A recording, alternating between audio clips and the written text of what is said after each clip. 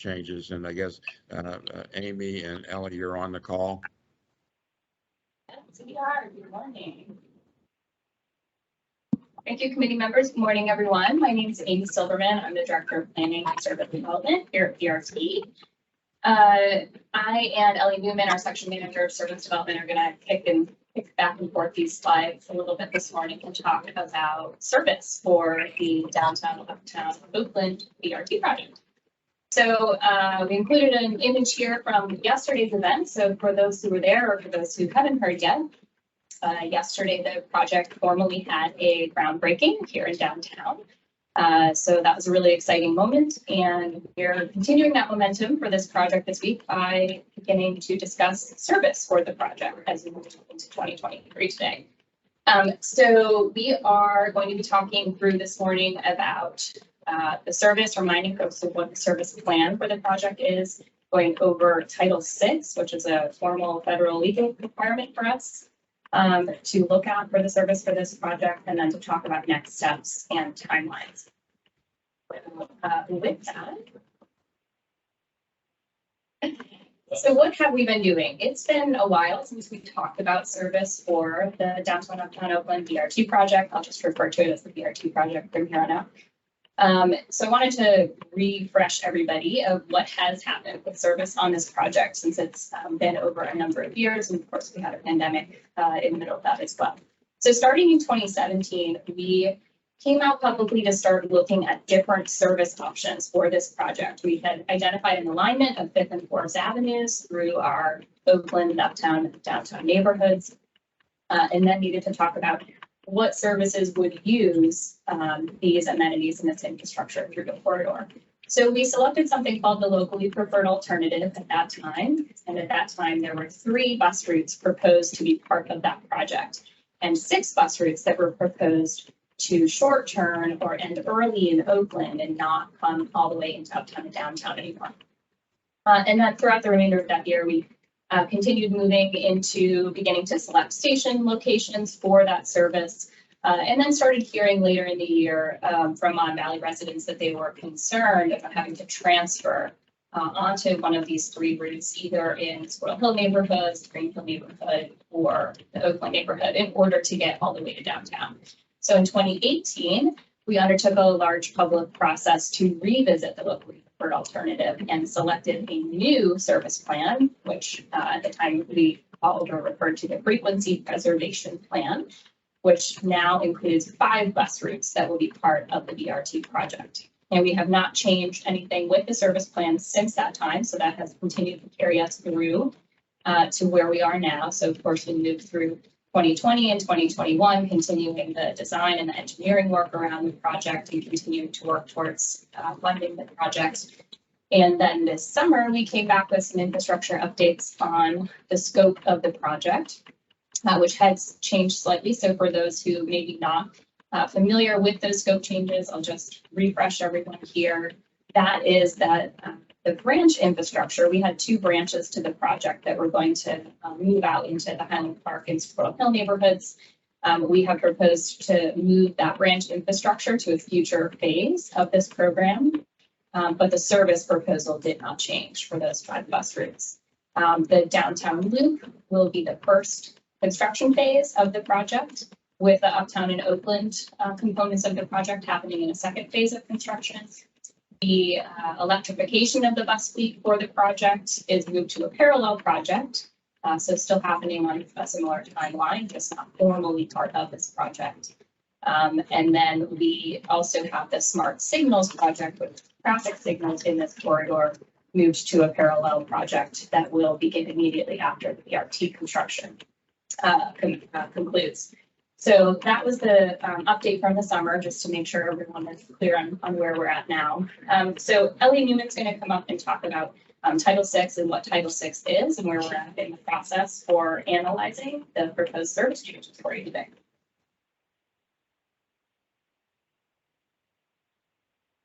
Right, thank you, Amy, and good morning, everyone. My name is Ellie Newman. I'm the Section Manager of Service Development at BRT. And I'm going to chat a little bit through what these service changes are and our Title VI analysis and why we propose to implement those changes now. So the BRT project, as Amy mentioned, involves short-turning some of our routes that currently come from Oakland all the way into downtown. We're proposing short-turning them in Oakland. So why would we do that now before the construction is actually complete? The reason is reliability. We feel that with the closures, the construction, the detours that are going to be happening downtown, it doesn't make sense to have extra buses caught up in that. It makes more sense for us to at least take some of them out of downtown, get them out of that traffic, and be able to preserve reliability for our riders that still use the local portion of those routes.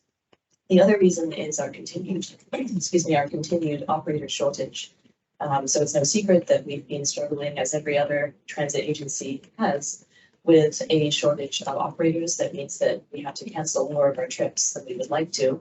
If we reduce some of our downtown service now, we'd be able to put that service back towards improving reliability and trying to meet our goal of only 1% or less of trips canceled every day. So Title VI basically is our program. We're required to do this through the federal government to make sure if we're making any major change to a route, be it an extension, a reduction, or a reduction in frequency, we need to make sure that we're not having an inequitable impact on our more vulnerable communities. So what we do here is we look at the demographics of the area that the route serves.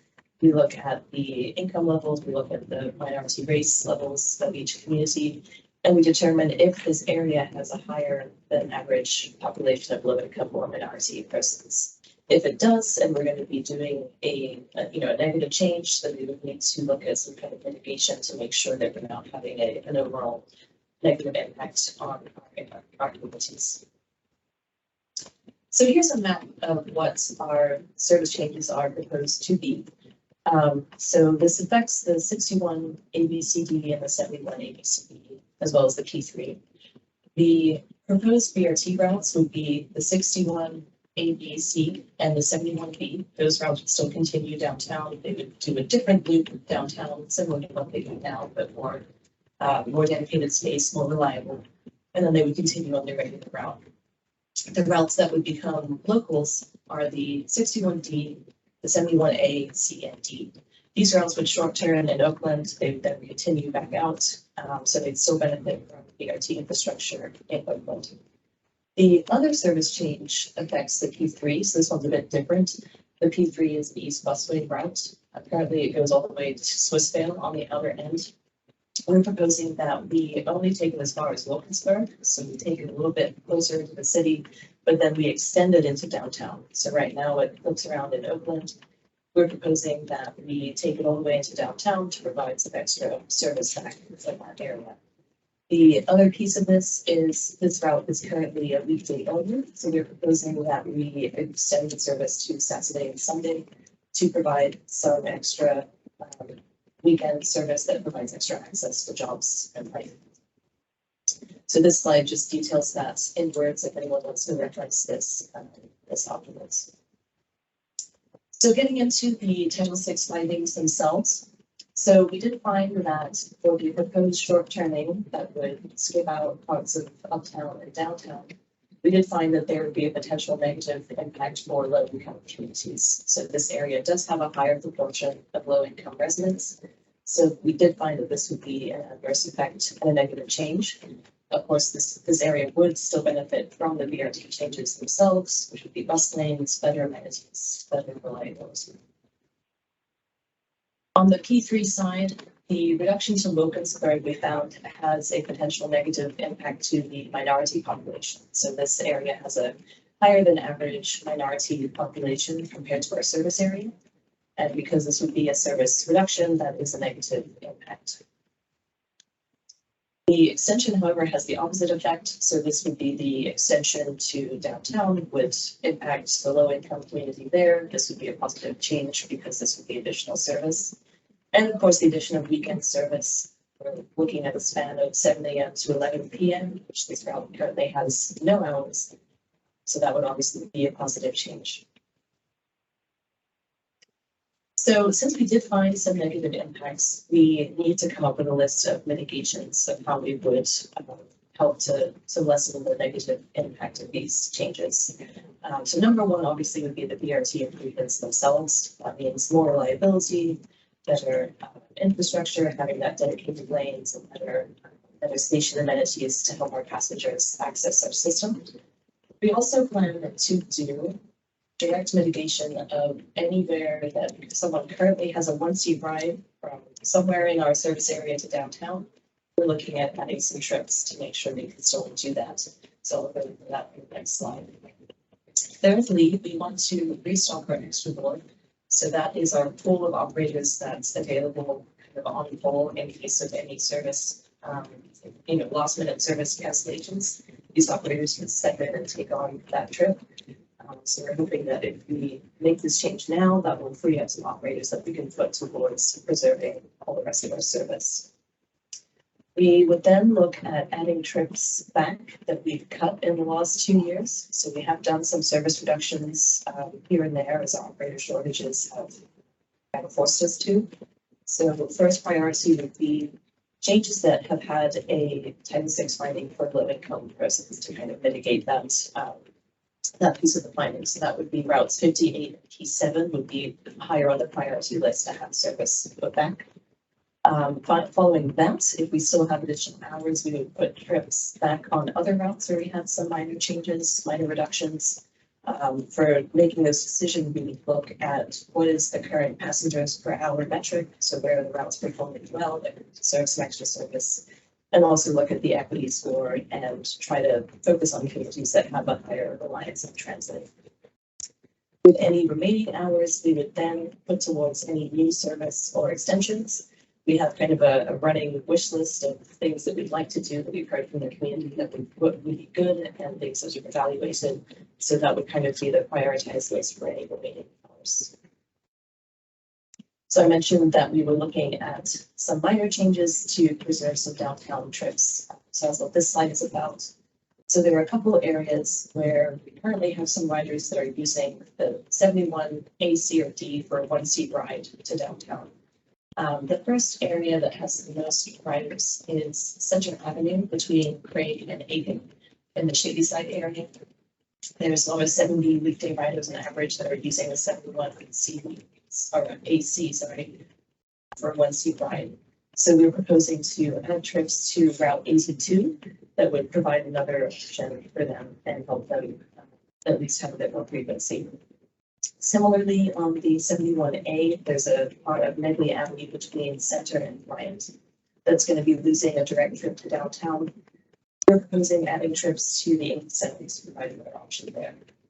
And then finally, we did find there were a few riders in Hamilton Avenue and Homewood between Washington and Wood that were using the 71Z for a one-seat ride to downtown. We looked at this and we actually found that there's many other routes that currently provide downtown service within a 5-minute walk. Many of these routes would actually be a lot faster, like any of the Ps are going to be faster than a local route as far as somebody going directly downtown.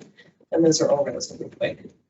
I want to stress too that all of these riders can still get to downtown using their local route. They would just need to transfer in Oakland. And as long as they're not using cash to pay for their ride, if they're using a Connect card or a ticket, that transfer. Now I'll hand it back to Amy for next steps. Great, thank you, Amy. All right, so where are we going from here? What we are proposing today, and we'll be asking the board for authorization for today, or today looking into next week's board meeting, is to enter into a public comment period with a public hearing, which is part of our Title VI requirements and major service change requirements for the service changes that Ellie detailed for you today. So that is for the 61D, the 71A, the 71C, the 71D, and the P3. And we're proposing that this public comment period be about a 48-day public comment period beginning on December 15th and moving through February 1st.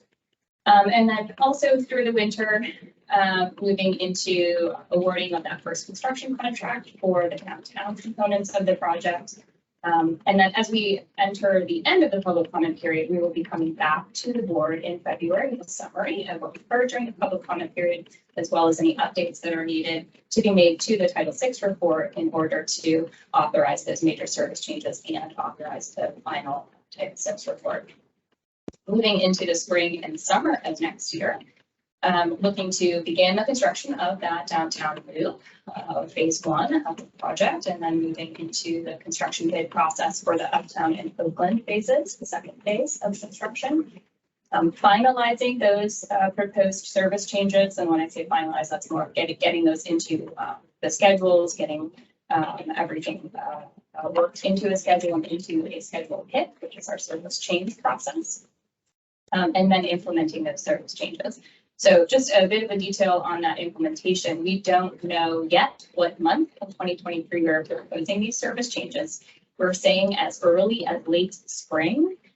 So in about 6 or 7 months is the earliest we would be looking to do this. However, there are a lot of pieces that still need to fall into place over the coming months in order to allow us to figure out exactly when that is. So we're hoping by the February board meeting that we can give you a month, but that will really depend on the construction contract and the detail of that construction process in terms of when it makes the most sense for us to pull back some of those downtown services and be able to redeploy those hours elsewhere into our system, as Elliot outlined. I will also note that the plan for 2023 is just for the 4 routes that have a reduction in service from downtown. So that's the 61D and the 71A, C, and D. That is not the service changes for the P3, because the P3 actually has an addition of hours both through the weekend service and coming into downtown. And the main reason for us wanting to pull back on some of these services right now is to save on those hours while we're under construction, while we're under detours and other, slow operations moving through uptown and downtown. That does not make sense for us to make those P3 changes at the same time. So we're proposing to do the P3 changes closer to the completion of construction for the BRT project. So we don't know exactly when that will be yet, but likely sometime in 2024 or beyond. So the proposal for today is really just moving us through those four routes and not the P3. Continuing out through the remainder of next year, moving to award the phase 2 of the construction contract, and then in 2024, beginning construction of the Uptown and Oakland components. So along with the public comment period that we are requesting that the board authorize would be an informational session for the public, in addition to the content that we're providing today, which will be recorded and placed on our website. We will have another informational session, which will have similar detail as to what we're providing today for folks to hear more about these detailed changes. We're proposing that informational session be on Tuesday, January 10th, 2023. From 6 to 7 p.m. It will be online only, and folks will be able to ask us clarifying questions about these proposed changes. It will not be a place for providing formal public comment. So for members of the public who wish to provide us with their comments, that will be reserved for the hearing, but this is an opportunity to hear more detail about the service and ask questions about the service. And then we would be proposing 3 sessions of a public hearing, all in one day on January 18th of 2023. There will be 2 sessions that will be both in person and online, and 1 session which will be online only. So the proposal for the in-person and online sessions are from 10 to noon and from 2 to 4 on January 18th, and then an evening session which will be online only from 6 to 8 p.m. All of the information will be available on our website at the time at which our board authorizes us to move into this public comment period. We'll have all of the registration information available when that time comes. So moving into a resolution for the committee today is an authorization for the board to proceed to public comment period for these BRT major service changes. That proposal would initiate or kick off a 3-week advertising period, which we are required by our own policies for major service changes to provide before entering the public comment period. So that would give us that 3-week period, and then beginning on December 15th, would move into that 48-day public comment period where folks will be able to call a phone number and leave a voicemail, go to our website and fill out a comment form, call customer service and ask customer service to lead them through either of those processes. And then, of course, come to the public hearings if that's the, or you can write us a letter as well, old school paper style, or come to the public hearings in January and provide us your comments that way. So many ways for the public to give us their comments and their thoughts on these service changes. So this resolution would authorize us to proceed into that public comment period. And with that, I would respectfully request that the committee consider bringing this resolution before the full board.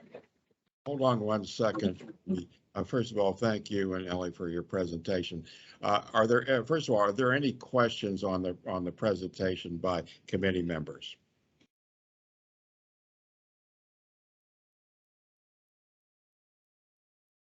Additional board members, any comments? Any questions? John, it's Michelle. I thought it was very thorough because I was compiling a couple questions, and I think Ellie and Amy have given us some terrific information organized with the dates of things. So thank you. I appreciate it. Okay, thank you, Michelle. Any stakeholder in the room questions of Amy or Ellie? Okay, seeing no questions, let's move to the resolution. So you're making the resolution to move to the full board, Amy? That is correct. So authorize the board to move into public comment period and formal public hearing for the BRT major service changes. Okay, do I have a So move. do I have a second? Second. All in favor? Aye. Okay. Thank you again, Amy and Ellie, for a great presentation. Very good. Absolutely. I'll just also note for anyone who wants more information, the map that we shared on the slides today is available on the BRT on the rivetrt.org / BRT, as well as the Title VI draft document as well will also be placed on our website along with today's presentation, which is recorded. Okay, thanks again. Do I have a motion to adjourn? So moved. Second. Okay. Then meeting stands in adjournment, and next up is the Finance Committee, right?